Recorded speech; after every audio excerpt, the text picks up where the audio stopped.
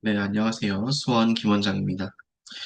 오늘은 마찬가지로 제가 겪었고 불편했던 질환 중에 하나, 손목 질환 중에 가장 좀 환자분들께서 많이 문의 주시고 실제로 이런 처치들 혹은 수술적인 처치 이런 게 어때요라고 이렇게 여쭤보시는 질환 중에 하나인 TFCC 영역의 부분 파열, 손상, 그리고 해당 방법의 한의원에서의 치료 방법에 대해서 말씀드리고자 합니다.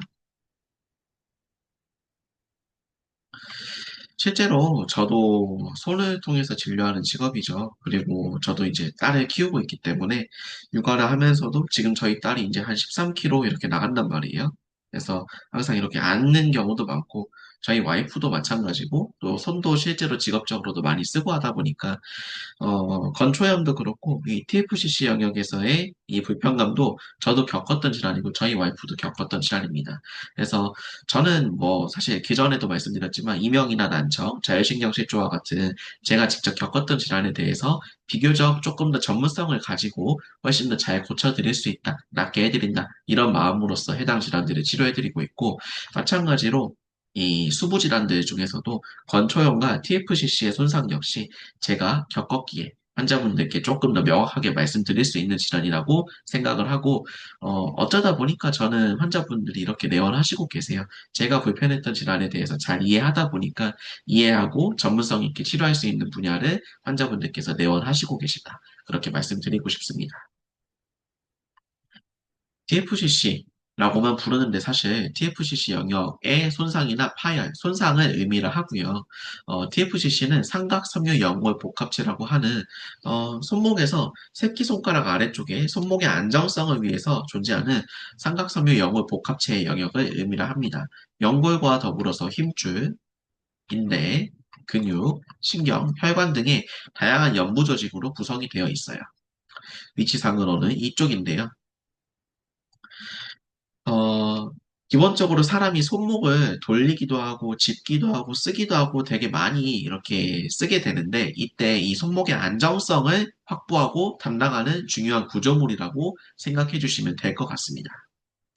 그래서 갑자기 여기가 스포츠성, 외상으로 다치는 경우도 물론 있으시고, 이런 경우는 수술 적응증이 좀 더 많지만, 그런 게 아닌, 기본적으로 손을 현대인들이 뭐 PC 사용이나 혹은 전반적으로 과잉적으로 손을 많이 썼을 때, 업무적으로 이렇게 쓰게 됐을 때, 만성 과사용에 의해서 악화되는 경우가 이쪽은 많다. 이렇게 말씀드리고 싶고요. 처음에는 뭔가 그냥 뻐근한 느낌, 찌릿한 느낌, 손가락 통증 이런 걸로 느껴지지만 자꾸 이게 반복됐을 경우에는 정확한 검사를 통해서 치료 계획을 수립하시는 게 좋습니다. 증상상으로는 이런 증상이 많고요.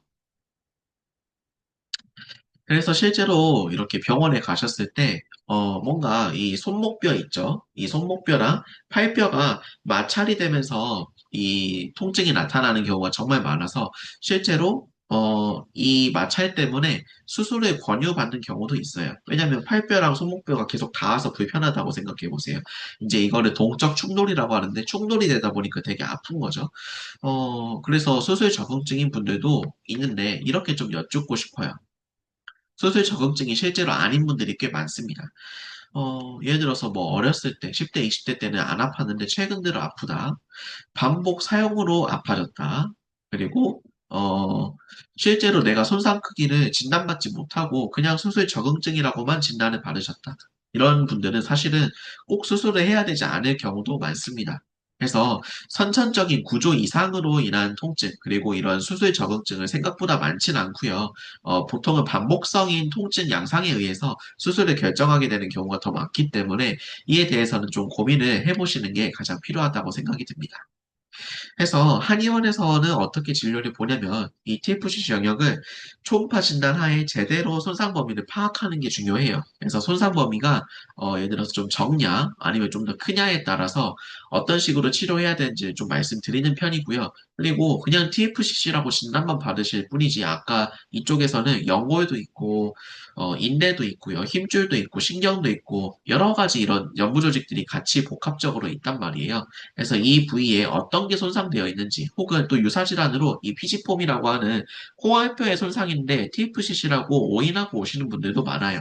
그래서 이런 경우에 뭐 부골이 없는지 다른 곳에 손상이 없는지 이런 것들을 확인해서 실제로 제 환자 중에 TFCC라고 오셨는데 피지폼에 손상이 있었던 요리사분이 계셨어요. 그래서 이쪽 치료를 해드렸더니 사실 수술 없이 잘 넘어가셨던 분인데 사실 수술 이야기를 듣기도 하신단 말이에요. 그래서 정확하게 진단하에 어떤 치료를 진행해야 되는지 이렇게 좀 진료 계획을 수립하시는 게 좋고요. 이를 그래서 제대로 보려면 초음파 진단이 좀 필수적입니다. 그래서 저는 제가 직접적으로 초음파를 좀 봐드리면서 이렇게 말씀드리는 편이고요. 해당 부위에 이제 도침이라는 만성적으로 반복하는 염증, 유착 양상을 떼내기 위해서 치료를 하는 치료가 도침인데, 얇은 도침은 이런 식으로도 생겼고요. 그리고 제가 좀 주로 많이 쓰는 사이즈, 5cm짜리 5mm 사이즈, 5050 사이즈나 좀 긴 부위는 8cm짜리도 이렇게 써요. 해서 이런 도침들을 사용하면 얘는 끝이 일자형의 칼날을 가지고 있어요. 그래서 일반적인 침 같은 경우에는 끝이 둥글기 때문에 자입할 때 부드럽게는 들어가지만 내부에 들어있는 유착이나 이런 염증성 표면을 떼내거나 자극을 통해서 재생을 유도하기는 좀 어려운 경우가 있습니다. 근데 이 도침은 끝이 일자형이기 때문에 마치 수술용 칼과 비슷하게 해당 부위를 절제하거나 염증을 만들어내는 게 안 좋은 게 아니에요. 건강한 염증을 통해서 해당 부위의 정상 염증 반응을 유도해서 재생을 유도하는 거죠. 그래서 이런 치료를 하기에 최적화된 치료가 이 도침이라는 도구이고 제가 도침을 통해서 시술해드리면 기본적으로 조금 통증은 있지만 좋은 염증 반응이 발생하고 유착이 제거되면서 통증이 줄어들고 좋은 결과를 보시는 분들이 많습니다. 그래서 이렇게 도침 치료를 진행을 하고요. 그리고 세 번째로는 도침을 진행한 부위에 이제 그 병리적 특성 그리고 체질적 특성에 맞는 약침 시술을 진행을 합니다. 보통 많이 들어보셨을 아피톡신이라고 하는 봉약침도 많이 쓰고요. 또 조금 만성적으로 갔을 경우에는 태반약침, 자아거 약침이죠. 녹용약침, 재생약침 등을 제가 사용하기도 합니다. 혹은 좀 정밀하게 봐야 되는 경우는 이 부위를 초음파로 유도하에 주사 약침을 시술을 직접적으로 하기도 합니다. 핵심은 좀 이렇게 가려서 쓰는 게 중요해요. 무조건 예를 들어서 태반이 좋다, 복약침이 좋다, 이게 아니고 해당 성질을 정확히 병리적 특성을 고려하고 체질적 특성을 고려해서 시술하는 게 포인트입니다. 그래서 저는 사실 다시 말씀드리면 제가 전공이 체제대학 사상체제 전공자이기 때문에 이 약침을 시술할 때도 체질 진단을 거의 대부분 해놓고 체질에 맞는 약침을 사용하고 병리적 특성에 맞는 약침을 시술하는 게 포인트고 또 정확하게 시술하기 위해서는 초음파를 보고도 시술한다 이렇게 알고 계시면 좋을 것 같고요. 그리고 이 아픈 데만 치료하면 안 되고요. 전체적으로 내 몸을 연결시켜드리는 신경, 경락 이런 것들을 순환시켜드리는 치료를 하는데 사실 손목이 아픈 분들은 팔꿈치 연결되는 신경이 어깨, 목까지 불편한 경우가 대부분 많아요. 그래서 이 라인 신경선들을 같이 조절해드리고 치료해드리는 치료를 침물을 통해서 같이 진행을 합니다. 이렇게 침치료 자리가 손목 질환인데도 여러 가지 치료를 하고요. 그리고 아까 말씀드렸다시피 이 손목 신경은 옆 위로 이렇게 연결돼서 어깨로 목으로 이렇게 진행되는 신경이 이렇게 주관하게 되는데 목 쪽이나 경관절, 경추에서 불편함이 있게 되면 도미노처럼 연결돼서 치료가 불편함을 겪게 되세요. 그래서 손목만 치료하는 게 아니라 목이라든지 어깨라든지 팔꿈치를 같이 잡아드리고 제 위치로 교정해드리는 시술을 진행합니다. 이게 이제 저희가 진행하는 추나요법이고요. 저는 실제로 뼈를 교정하기 때문에 정골 교정요법이라고 부르기도 합니다.